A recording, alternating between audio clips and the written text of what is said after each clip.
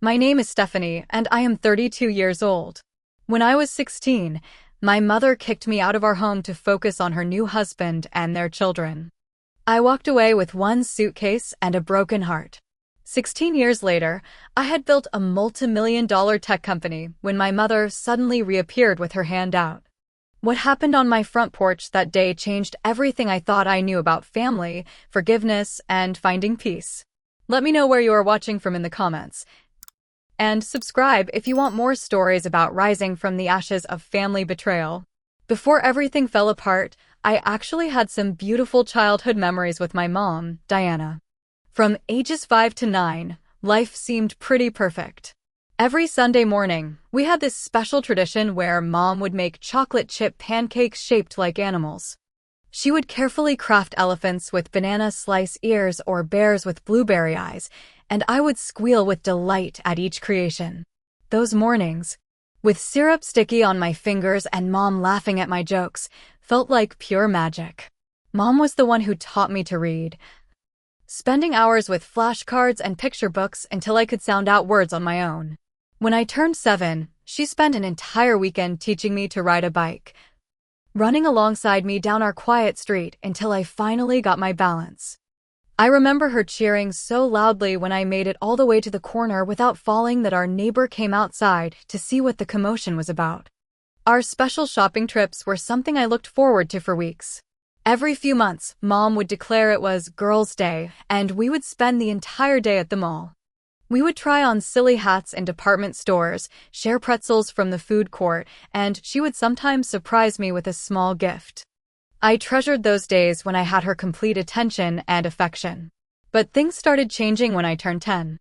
My father, James, began working longer hours at his construction company, trying to land bigger contracts and provide more for our family. He would come home exhausted, sometimes after I was already in bed. The distance between my parents grew with each passing week. My mother became increasingly resentful and bitter about Dad being absent. What started as occasional sighs and sad looks evolved into sharp comments and angry outbursts. Their arguments became more frequent and intense, often starting as whispered tensions in the kitchen, but escalating until they were shouting behind their bedroom door. I would hide in my room, pillow over my ears, praying for the fighting to stop. When I was 11, they finally divorced. Dad moved to a small apartment across town, and the court granted Mom primary custody. I would spend weekdays with Mom and weekends with Dad. Those weekend visits became my refuge. Dad and I would go hiking, build model airplanes, or just watch movies together. He never spoke badly about Mom, even though I could see the pain in his eyes when he dropped me off on Sunday evenings. Everything changed dramatically when Mom met Robert when I was 12. They met at the insurance office where she worked as a receptionist. He was a client with a charming smile and expensive watch who asked her out after signing his paperwork. Mom came home that night practically glowing, talking about this amazing man who drove a luxury car and took her to a fancy restaurant for their first date. Robert knew exactly how to impress Mom with gifts that made her feel special. Designer handbags, jewelry, weekend getaways to nearby resorts. I watched my mother transform from the woman who taught me to ride a bike into someone obsessed with appearances and status. She started dressing differently, talking differently, even laughing differently. It was like watching a stranger inhabit my mother's body. Their romance moved at lightning speed. Within 6 months, they were engaged and planning a wedding.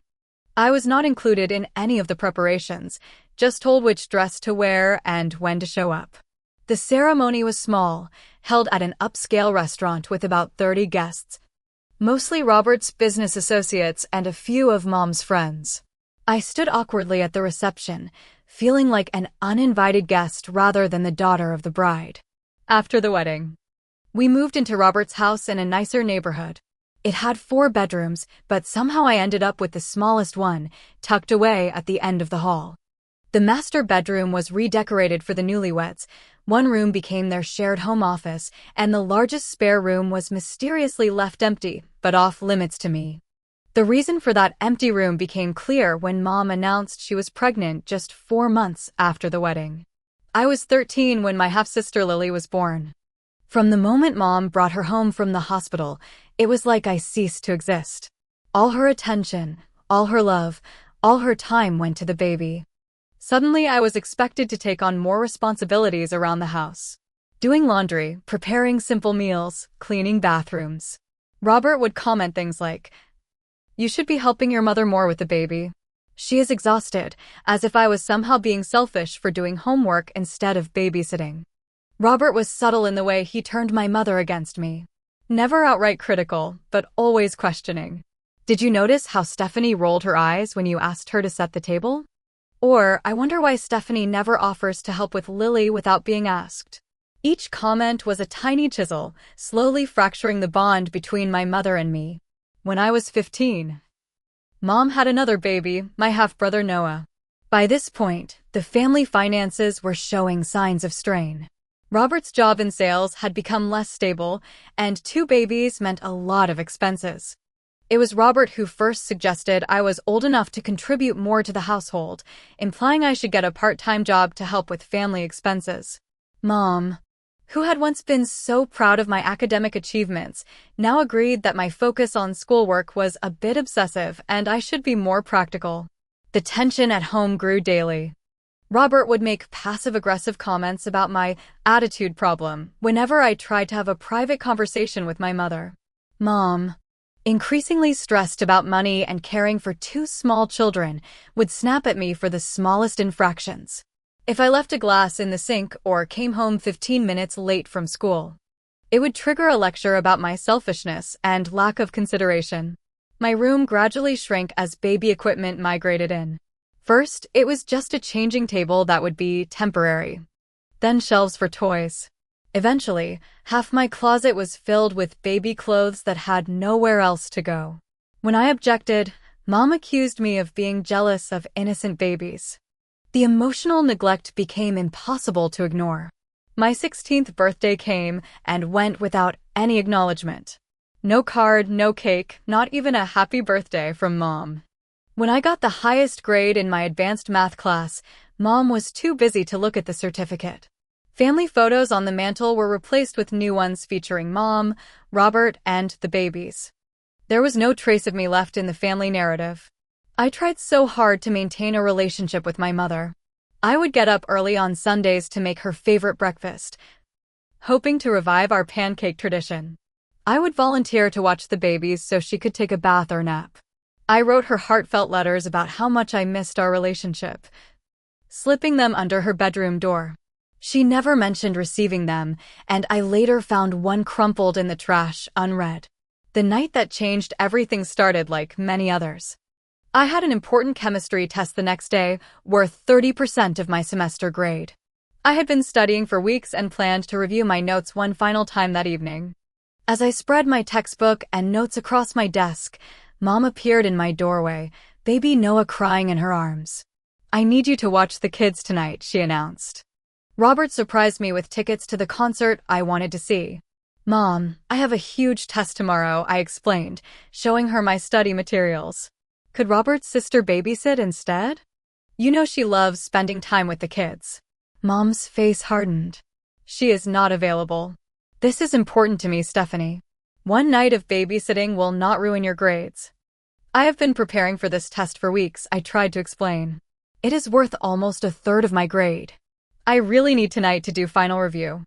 Robert appeared behind Mom, already dressed for their night out. "Having trouble with your daughter again?" he asked, his tone making it clear whose side he was on. "She is refusing to help with her own brother and sister," Mom said, voice rising. "This ungrateful teenager thinks her homework is more important than my first night out in months." "I am not refusing," I clarified. "I am just asking if we can find another solution for tonight because of my test." "My way or the highway, Stephanie," Mom snapped. "I am tired of your attitude. Either you do what I ask without argument, or you can figure out somewhere else to live." I felt my heart rate accelerate as I realized this was a pivotal moment. For 3 years, I had been accommodating, helping, shrinking myself to fit into their new family. But this time, I knew I needed to stand up for myself. "Mom, I love Lily and Noah, and I help with them all the time. But I also need to prioritize my education. This test is too important for me to miss studying. Her face contorted with rage. Putting yourself first, as always. Just like your father. Robert stood in the doorway, arms crossed, a smug satisfaction on his face as he watched the confrontation unfold. He had been waiting for this moment, I realized. The moment when the fracture between Mom and me would become a complete break. You are just like your father, selfish and useless, Mom shouted, her words slicing through me like physical blows. I have given you everything and this is how you repay me? By refusing the one thing I ask.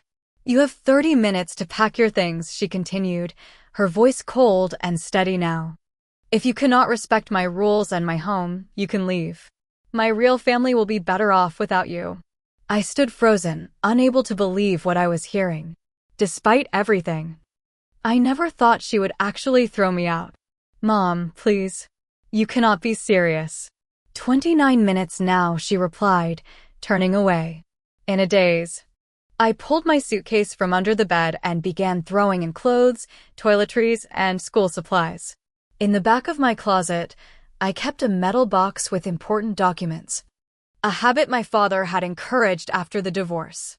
I grabbed my birth certificate, social security card, and the bank card for my small savings account. With only one suitcase and a backpack, I had to make impossible choices about what to take and what to leave behind. Clothes, laptop, phone charger, school books. I reached for the photo album containing pictures from my early childhood, but realized with a pang that it would take too much precious space. I left it on my bed, hoping perhaps Mom would keep it safe for me. As I zipped up my suitcase, a thunderstorm that had been threatening all day finally broke. Rain pounded against the windows as I carried my belongings to the front door. No one offered to drive me anywhere. With no car and limited funds, I had few options. At the door, I turned back for one last look at the home I was being forced to leave. Mom stood in the living room, holding Noah, with Lily clutching her leg. Robert stood beside them, his arm around Mom's shoulders, the picture of a protective husband. When our eyes met, Mom simply turned away and closed the curtains, shutting me out of the family portrait. The rain soaked through my jacket as I dragged my suitcase down the street, trying to figure out where to go. My father had moved to another state for work 6 months earlier. I called my best friend Ashley, trying to keep my voice steady as I explained what happened. Come here right now, she insisted. My parents will understand. Ashley's family welcomed me with compassion that made my throat tight with unshed tears. Her mother made up the sofa bed in their den while her father made hot chocolate and assured me I could stay until we figured something out. That night, after everyone else was asleep, Ashley held my hand as I finally broke down, sobbing silently into her spare pillow. The first few days were a blur of shock and trauma. I kept expecting Mom to call, to say she had overreacted and wanted me to come home. My phone remained silent. I experienced constant anxiety. My stomach knotted so tightly I could barely eat. Sleep brought nightmares where I was locked outside in the rain, pounding on a door that no one would open. After a week at Ashley's, I tried to reach out to Mom. My calls went straight to voicemail. Text messages showed as delivered but received no response. In desperation, I wrote a letter apologizing for the disagreement and asking if we could talk. 2 days later, it appeared in Ashley's mailbox with "Return to sender" written across the envelope in Mom's handwriting. Ashley's parents were kind, but had limited space in their small house. I knew I could not impose on them indefinitely. With their help, I spoke to my school counselor, who connected me with youth services. Within 2 weeks, I was moved into a shared house for teens who needed temporary housing. The building was run down, and I shared a room with 2 other girls. But it was a place to stay while I figured out my next steps. Living without parental support at 16 taught me harsh lessons about the world. Basic things I had taken for granted, like having food in the refrigerator or soap in the bathroom, now required planning and money. I learned to budget the small amount in my savings account, making it stretch for essentials while looking for ways to support myself. Finishing high school became my lifeline, the one normal thing I could cling to in the chaos my life had become. I found a job as a server at a local diner that would work around my school schedule, taking evening shifts that left me exhausted but provided enough money for necessities. On nights when I was not working, I would stay in the school library until closing time, using their computers to do homework since I could not afford internet at the youth house. My math teacher, Ms. Rachel, noticed the change in my circumstances before most other adults did. She saw me wearing the same clothes repeatedly, noticed I no longer brought lunch, and observed my habit of falling asleep during morning classes. Instead of reporting me or pitying me, she offered practical help. "You have too much potential to waste, Ms. Rachel told me one day after asking me to stay after class. "I want to help you make a plan." Ms. Rachel became the mentor I desperately needed. She helped me apply for every scholarship and financial aid opportunity available. She taught me how to write effective personal statements that explained my situation without sounding like I was asking for pity. When college application time came, she wrote glowing recommendation letters highlighting my resilience and determination alongside my academic abilities. My graduation day was bittersweet. As I sat in my cap and gown waiting for my name to be called, I could not help scanning the audience for my mother's face. I had sent her an invitation, even though we had not spoken in nearly 2 years. The empty chair where my family should have been felt like a physical ache in my chest. But when I walked across the stage to receive my diploma, I heard cheering from the back. Ms. Rachel and Ashley had come together to support me, holding a small sign that read, "We are so proud of you." With limited finances, community college was my only viable option for continuing my education. I enrolled in general studies, unsure what career path to pursue, but knowing education was my way forward. To afford tuition and living expenses, I worked 2 jobs, waitressing in the mornings and doing data entry for a small business in the evenings. I found a shared apartment with 3 other students, each of us occupying a corner of a space designed for half as many people. During my 2nd semester, I took an introductory computer science class that changed the trajectory of my life. Something about coding clicked with my brain in a way no other subject had before. The logical problem solving, the satisfaction of creating something from nothing but text on a screen, the immediate feedback of seeing my code work or fail. I found myself staying after class to use the computer lab, teaching myself additional languages and concepts beyond the curriculum. My professor noticed my enthusiasm and suggested I apply for a summer internship at a local tech company. The position paid barely enough to live on, but the experience would be valuable. It was there I met Jackson, a senior developer who took an interest in my progress. "You have a natural talent for this," he told me after reviewing some code I had written. "But talent only gets you so far. Are you willing to put in the work to get really good?" Jackson became my technical mentor, teaching me advanced skills during lunch breaks and after hours. He pushed me harder than any professor, rejecting solutions that merely worked in favor of elegant, efficient code.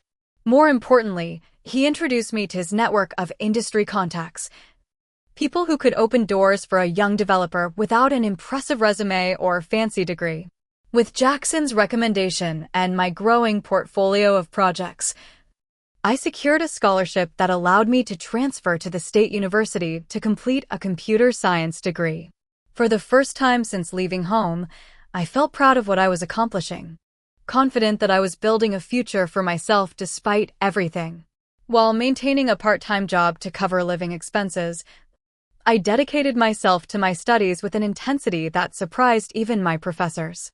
During my junior year, I developed my first successful application, a tool that helps students navigate the complicated university course registration system. What started as a personal project to solve my own frustration went viral across campus when other students discovered how much time it saved. By the time graduation approached, I had multiple job offers from companies that had noticed my work. After careful consideration, I accepted a position with a promising startup that offered slightly lower pay but greater growth potential. It meant moving to a new city, leaving behind the few support systems I had built. But I was ready for a fresh start somewhere no one knew my history. My career at the tech startup progressed faster than I could have imagined. Within 6 months, I had implemented a system optimization that reduced server costs by 40%. My solutions to complex problems earned recognition from company leadership, and by the end of my second year, I was promoted to team leader managing 5 other developers. The promotion came with a substantial salary increase, allowing me to move from my tiny studio apartment to a comfortable 1-bedroom in a safer neighborhood. For the first time, I bought new furniture instead of secondhand pieces, creating a space that reflected my taste and felt truly mine. Simple luxuries like a coffee maker with a timer and a comfortable reading chair became symbols of my growing stability. As I built my professional reputation, I noticed a gap in the market for specialized software serving small law firms. Existing legal software was either too expensive for small practices or too basic to meet their needs. During evenings and weekends, I began developing a prototype for a more accessible solution. When my prototype was functional enough to demonstrate, I showed it to a lawyer I had met at a networking event. Her enthusiasm convinced me the idea had real potential. With her feedback and connections, I refined the concept and prepared a business pitch that secured initial funding from angel investors impressed by both the product and my passion. Leaving my stable job to pursue my own venture was terrifying. The night before submitting my resignation, I sat on my apartment floor surrounded by budget spreadsheets, calculating how long I could survive if everything failed. But something in me had changed over the years. The girl who had once been thrown away had become a woman unafraid of risks. The early days of my startup were a blur of 18-hour workdays, instant ramen meals, and anxiety dreams about code. I assembled a small but talented team who believed in the vision. Developers willing to accept lower initial salaries in exchange for equity in what we all believed could be something special. During the intense launch phase, I often slept on the office couch rather than waste time commuting home. Our breakthrough came when a regional association of independent attorneys signed a contract to implement our software across their member firms. The deal provided both revenue and credibility, leading to a cascade of new clients. Within 18 months, we were profitable and growing rapidly. As the company expanded, so did my financial security. The first time my bank account balance exceeded $1 million, I sat at my desk and cried, overwhelmed by how far I had come from that rainy night with a single suitcase. I purchased a luxury apartment in a doorman building, partly for the amenities, but mostly for the security it provided. After years of precarious living situations, having a safe, stable home felt like an extraordinary gift. While my professional life flourished, I worked equally hard at building a personal support system. My colleague Megan became a close friend after we bonded during a challenging project deadline. Unlike many people who seemed intimidated by my intensity or success, Megan matched my drive with her own and never hesitated to tell me when I was being unreasonable or working too hard. Our friendship expanded to include a small circle of people who gathered for monthly dinner parties, game nights, and occasional weekend trips. These friends became the family I had lost, people who chose to be in my life and supported me without conditions or expectations. Despite this progress, romantic relationships remained challenging. I would sabotage promising connections by pulling away when things became serious, afraid of being vulnerable with someone who might abandon me. I found myself drawn to emotionally unavailable partners who kept a safe distance, reinforcing my belief that deep connection meant eventual pain. After a particularly difficult breakup, Megan gently suggested I consider therapy. "You have done amazing things in your career," she told me. "Maybe it is time to put the same effort into healing your heart." I resisted at first, uncomfortable with the idea of sharing my most painful memories with a stranger. My initial sessions were tense, with me providing clinical details of my history while carefully managing my emotions. Dr. Lauren was patient, never pushing but steadily creating a space where I gradually felt safe enough to be vulnerable. The breakthrough came 6 months into therapy, when we discussed my mother's rejection. For the first time, I allowed myself to fully feel the magnitude of that loss, sobbing in Dr. Lauren's office like the teenager I had been, asking what I had done wrong to make my own mother stop loving me. "Nothing," Dr. Lauren said firmly. You did nothing wrong. Her inability to be the mother you deserved was about her limitations, not your worthiness. That session marked a turning point in my healing journey. I began to separate my sense of self-worth from my mother's abandonment, to understand that her choices reflected her character, not mine. The work was painful and slow, but gradually I felt the heavy weight I had carried for years begin to lighten. As my company continued to grow, I purchased a beautiful house in a quiet neighborhood, with a garden that bloomed in spring and a kitchen large enough for entertaining. I took pleasure in creating warm, welcoming spaces filled with art and books, a home that reflected the person I had become rather than the things I had lost. Through social media, I occasionally glimpsed information about my half-siblings. A local newspaper photo of Lily after her dance team won a regional competition. Noah's name on a high school honor roll list. These glimpses into their lives stirred complicated feelings. I was glad they seemed to be thriving, but sad about the relationship we had never had the chance to build. When I was 30, my company reached a major milestone when we were featured in a prominent business publication as one of the most innovative legal tech solutions of the year. The article led to speaking invitations at industry conferences, where I shared my perspective on technology accessibility and entrepreneurship. I never mentioned my personal background in these talks, focusing instead on the professional journey and technical challenges. The exposure brought acquisition offers from larger companies, including one that would make me and my early employees millionaires many times over. After careful consideration and negotiation to protect both our clients and team members, I accepted the offer, remaining as CEO of what would now be a division of a larger corporation.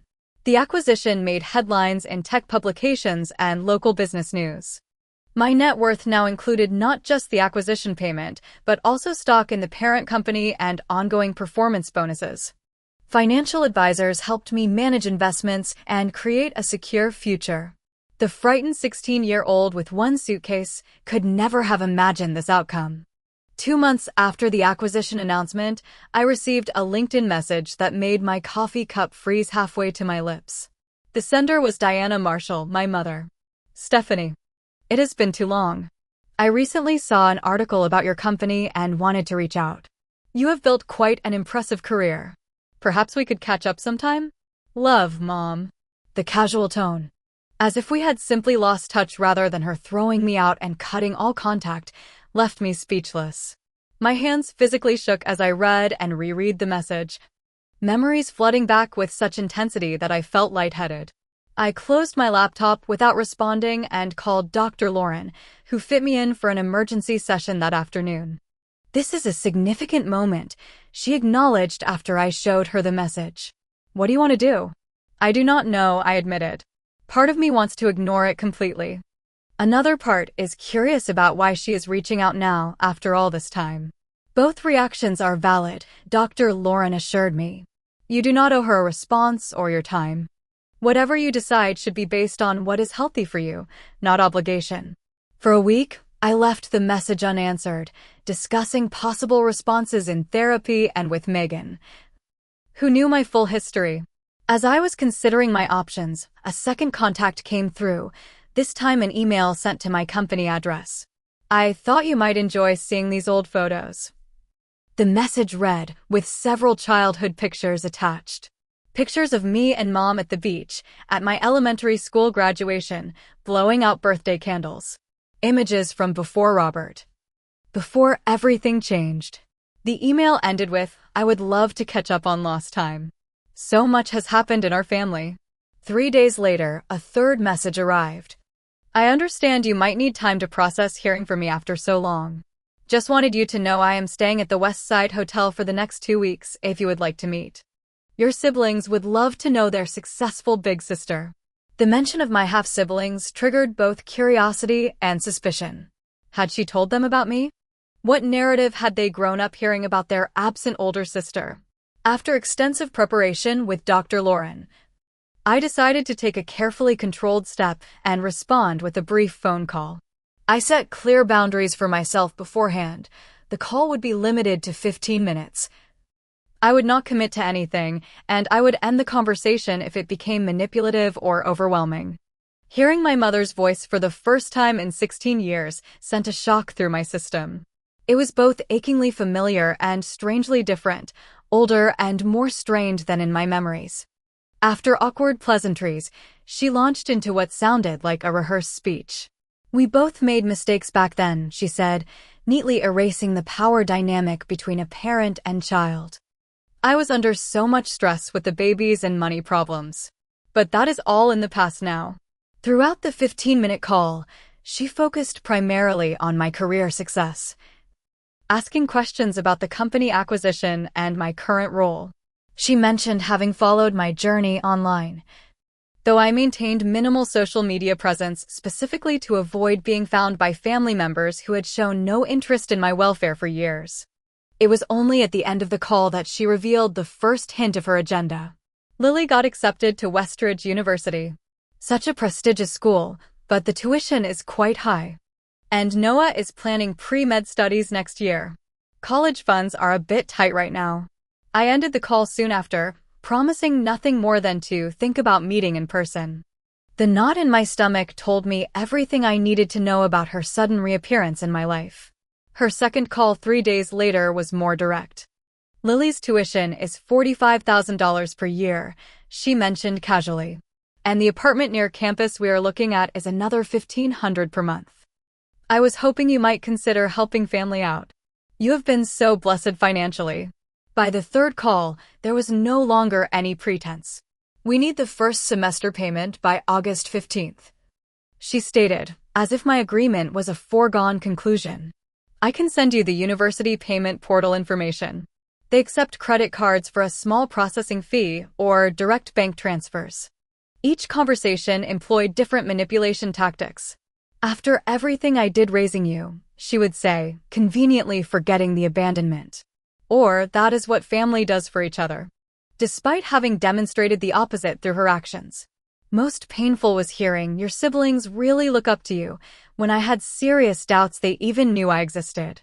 My suspicions were confirmed when I quietly researched my family's situation.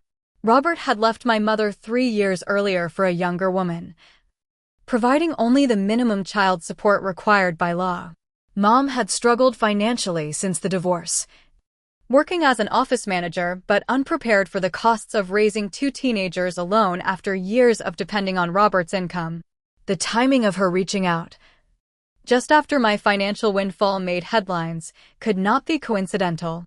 The realization that she saw me not as a daughter to reconnect with, but as a solution to her financial problems, created a complex mixture of anger, hurt, and vindication. My worst fears about her motives were being confirmed. I struggled with how to respond.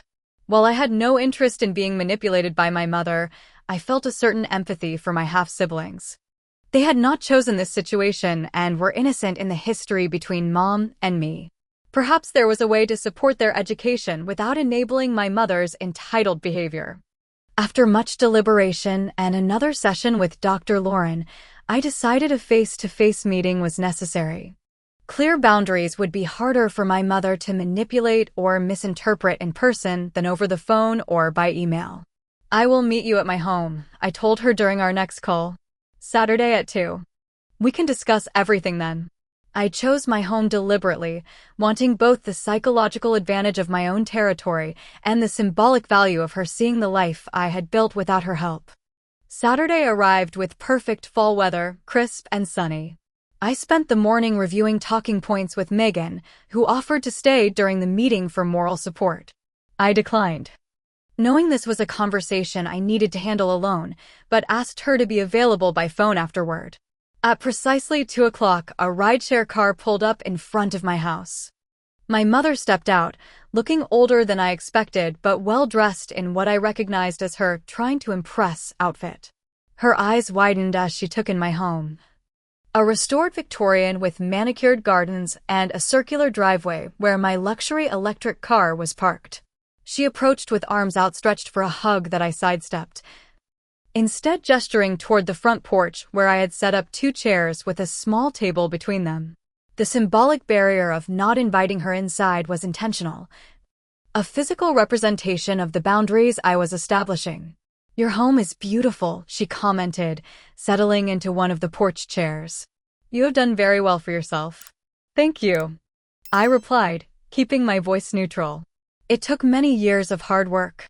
We exchanged stilted pleasantries for a few minutes, the conversation as artificial as the silk flowers adorning my neighbor's porch across the street. I could feel her eyes cataloging details of my property, assessing my prosperity with each glance at the custom windows or hand-carved front door. "Your car looks expensive," she observed. "Is that the new Tesla model?" Robert always said electric cars were the future. "It serves my needs," I answered, deliberately not engaging with the mention of Robert. "But I doubt you came all this way to discuss my vehicle preferences." Her smile tightened slightly, but she maintained her pleasant facade. "I wanted to see how my successful daughter is doing. You have quite a career from what I have read. The article mentioned your company sold for millions." "My team and I built something valuable that solved real problems for our clients," I said. "But let us be direct about why you are here after 16 years of silence." Mom shifted in her seat, her expression morphing into one I recognized from childhood.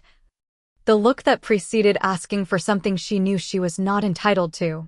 "Well, as I mentioned on the phone, Lily and Noah are at important points in their education. College is so expensive these days. How much exactly are you asking me to provide?" I asked, wanting the numbers stated explicitly. She straightened, apparently relieved to move to specifics. "Lily's program is $45,000 per year for 4 years. Noah will need about the same next year, plus housing, books, meal plans. Around $60,000 per year each, for a total of about $480,000 over the next 5 years. The casualness with which she named this enormous sum, nearly $500,000, as if she were asking to borrow $20 for gas, was breathtaking in its audacity. "That is a significant amount," I observed. "Especially to ask of someone you have had no relationship with for 16 years. She waved her hand dismissively. "You have more than you need anyway, from what I can see. And this is what daughters do for their mothers. You owe me for raising you for 16 years. The statement hung in the air between us, so revealing in its entitlement that I almost thanked her for being so transparent about her motives. "Why no?" I asked quietly. After 16 years of complete silence. "Why reach out specifically when you saw I had money?" "I always meant to reconnect," she claimed, not meeting my eyes. "Life just got busy with the kids and everything." "Did you ever try to find me before you saw the article about the acquisition?" I pressed. "Did you ever wonder if I was okay after you put me out with nowhere to go?" "You were always so resourceful," she deflected. "And you had friends who would help. I knew you would land on your feet." "I was 16, I reminded her. "A child you were legally and morally responsible for." Mom's expression hardened. "You were always difficult, always thought you knew better than everyone else. Just like your father." I let the comparison pass, no longer wounded by the intended insult. "Do Lily and Noah know about me? Do they know they have an older sister?" The slight flush on her cheeks answered before her words did. "We have not discussed you much," she admitted. "It would have been confusing for them. So they do not know about me at all?" I clarified. She looked away. "I thought if you agreed to help with their education, I would introduce you as a family friend who wanted to support them. It would be less complicated that way." The revelation should have hurt, but instead it provided a strange clarity. "What did you tell the rest of the family? Your sisters? Your parents before they passed?" Her hesitation told me everything. "I told them you ran away," she finally admitted. "That you were going through a rebellious phase and chose to leave." In that moment, the last piece of the puzzle fell into place. My mother had not only rejected me, but had rewritten history to preserve her image as a good mother. She had erased me from the family narrative so thoroughly that my own half-siblings did not know I existed. "Just write the checks and we do not have to have a relationship," she said, apparently mistaking my silence for consideration. "You can help Lily and Noah without anyone having to dredge up ancient history." Something crystallized inside me. A moment of perfect clarity about who my mother was and had always been. This woman had not changed in 16 years. She was the same person who had closed the curtains on me in the rain, who had returned my letters unopened, who had chosen a new family over her own daughter. I rose from my chair, standing tall in the home I had built with my own determination and resilience. "No," I said simply. "No?" She looked genuinely shocked, as if the possibility of refusal had never occurred to her. "I will not be writing any checks," I clarified. "Not to you, at least." "But they're your brother and sister," she protested. "Half-siblings I have never been allowed to know," I corrected. "If Lily and Noah want to meet me, to build a relationship as adults, I would welcome that. I would even consider helping with their education directly, through a trust they could access for legitimate educational expenses. But I will not hand money to you." Her face contorted with the same rage I remembered from that final night in her home. "You selfish, ungrateful girl. After everything I have done for you. What exactly have you done for me in the last 16 years? I asked calmly.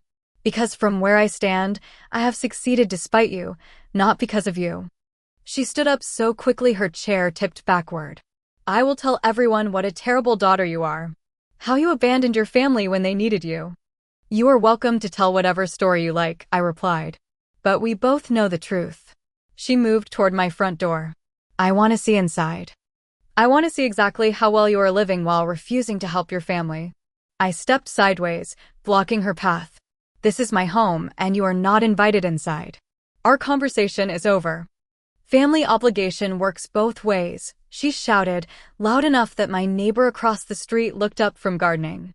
"You cannot just take and never give back." "I never took anything from you," I reminded her. "You made sure of that when you gave me 30 minutes to pack a single suitcase." Other neighbors were beginning to notice the commotion. A couple walking their dog slowed their pace, trying to appear like they were not listening while clearly observing the scene unfolding on my porch. Mom seemed to realize she was creating a spectacle, but was too far gone in her anger to care. "This is your last chance," she hissed. "Either you help your family, or you will never see any of us again." I felt a smile form, not of happiness, but of liberation. "I already survived that loss once," I told her. "I think I can manage it again." With a final glare of impotent fury, she stormed down my porch steps and back to the waiting rideshare, shouting over her shoulder that I would be hearing from her lawyer. We both knew it was an empty threat, but it was easier than admitting defeat. As the car pulled away, I remained standing on my porch, watching until it disappeared around the corner. Only then did I allow my composed facade to crack, my hands beginning to shake with the aftermath of adrenaline and emotion. The moment the car disappeared from view, the careful composure I had maintained crumbled. My hands trembled violently, and my heart raced as if I had run a marathon. I fumbled with my phone, barely able to press the right buttons to call Dr. Lauren. "I need to talk," I managed to say when she answered. "She just left." "I can see you in an hour," she replied immediately, recognizing the urgency in my voice. "Can you get yourself here safely?" The emergency therapy session provided a safe space to process the confrontation. I paced Dr. Lauren's office, alternating between tears and laughter as I recounted the surreal conversation. She expected me to hand over nearly $500,000 while pretending I do not exist, I said, the absurdity of it striking me anew. She erased me from the family completely. Told everyone I ran away and still felt entitled to my money. "How are you feeling now that you have seen her?" Dr. Lauren asked. Strangely relieved, I realized. I always wondered if I had misremembered how bad things were, if I had exaggerated the situation in my mind over the years. But she is exactly who I remembered. Nothing has changed. That evening, Megan came over with takeout from my favorite restaurant, creating space for me to process the emotional aftermath of the confrontation. We sat in my kitchen as I described every detail of the interaction. "I am so proud of you," Megan said when I finished. "You stood your ground with dignity. You did not let her manipulate you. But you also did not sink to her level. The strangest part, I confessed, is that I feel lighter somehow. Like I have been carrying this fantasy that someday she would recognize what she did and genuinely want to make amends. Now I can finally let that go."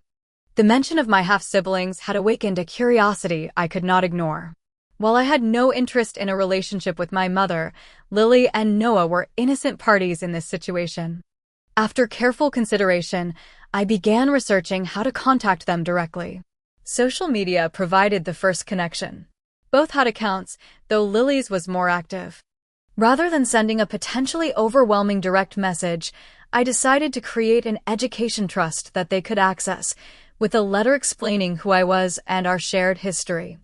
With my attorney's help, I established trusts for both Lily and Noah that would cover legitimate educational expenses paid directly to institutions, not through my mother. The accompanying letters explained who I was, the circumstances of our separation, and my hope that they might be open to connecting as adults if they wished to. I understand this may come as a shock, I wrote. I want to be clear that I have no expectations and no desire to disrupt your lives. This is simply an opportunity to know the truth and to make your own decisions about whether a relationship might be meaningful for you. 3 weeks after sending the letters, I received an email from Lily that made my heart race. I always sensed there was some family secret, she wrote. Mom would get weird whenever anyone mentioned her life before Noah was born. I found an old photo once in Grandma's house that had a little girl in it who looked like me, but when I asked about it, everyone changed the subject. I have so many questions if you are willing to answer them. We arranged to meet at a neutral location, a coffee shop halfway between our homes, without telling my mother. When the day arrived, I got there 30 minutes early, too nervous to sit still at home. I recognized them immediately when they walked in together. Lily had Mom's heart-shaped face, but my father's thoughtful eyes. Noah was taller than I expected, with a serious expression that softened when he smiled at something his sister said. The initial awkwardness dissolved quickly as I showed them childhood photos I had managed to save and told them stories about growing up with our mother. They shared their own experiences, and we discovered shared traits and interests that transcended our separation. She always told us you ran away because you were troubled, Lily explained. But it never made sense. Why would you never contact anyone? Why were there no pictures of you? I am sorry you were lied to, I said. But I want you to know I never stopped wondering about you both. As we built our new relationship, my mother's manipulation attempts escalated. She left angry voicemails about poisoning my children against me and stealing the family I had left. She enlisted relatives I had not spoken to in decades to call and pressure me about family obligation. Her behavior only confirmed I had made the right decision. I changed my phone number to stop the harassment and installed a comprehensive security system when she showed up unannounced at my office. When the boundary violations continued, I reluctantly had my attorney send a cease and desist letter. While establishing these external boundaries, I continued the internal work of healing with Dr. Lauren. We explored the remaining layers of abandonment trauma, the deep-seated belief that I was somehow fundamentally unlovable that had sabotaged my relationships for years. The most powerful realization, I told Dr. Lauren during one session, is that I no longer need her approval or love. I spent so many years wondering what I could have done differently. How I could have been enough for her to keep loving me. Now I understand there was nothing wrong with me. She is simply incapable of the kind of unconditional love a parent should have. My relationship with Lily and Noah developed naturally over time. Rather than trying to be a parental figure, I became something between a mentor and friend. I helped Lily navigate university challenges and discussed Noah's pre-med ambitions. We shared holidays and birthdays, creating new traditions that belonged to our unique relationship. The trusts ensured they could pursue their education without financial stress, but more importantly, our connection gave them a different perspective on family dynamics they had grown up with. They began to recognize manipulation patterns they had normalized and set their own healthier boundaries with our mother. Thank you for showing us what healthy love looks like, Lily told me on her graduation day. Love that supports without controlling, that gives without keeping score. Looking back on the journey from that rainy night with one suitcase to the full, meaningful life I had created, I felt a profound sense of peace. The abandoned teenager had become a strong, successful woman who had learned that family is not always defined by blood, but by who shows up with consistent love and support. The most valuable lesson I learned was that self-worth cannot be given or taken away by another person, even a parent. It comes from within. From the resilience to survive difficult circumstances and the courage to remain open to connection despite past wounds. I realized that sometimes the family we create by choice is more nurturing than the one we are born into. The friends who had supported me through my darkest times, the mentors who had believed in my potential, even my half-siblings who chose relationship despite our complicated history, these were my true family. Moving forward did not mean forgetting the past, but learning to carry it differently. The pain of rejection had been transformed into compassion for others and appreciation for genuine connection. The fear of abandonment had become wisdom about healthy boundaries and relationships. The longing for a mother's love had evolved into the capacity to love myself completely. What would you have done in my situation? Would you have given the money to help your half-siblings even if it meant enabling your mother's manipulation? Have you ever had to set difficult boundaries with family members who hurt you? Let me know in the comments below. And if this story resonated with you, please like, subscribe, and share with someone who might need to hear that they too can build a beautiful life after rejection. Thank you for listening to my journey. And remember that your worth is never determined by those who failed to see it. Your story is still being written, and you hold the pen.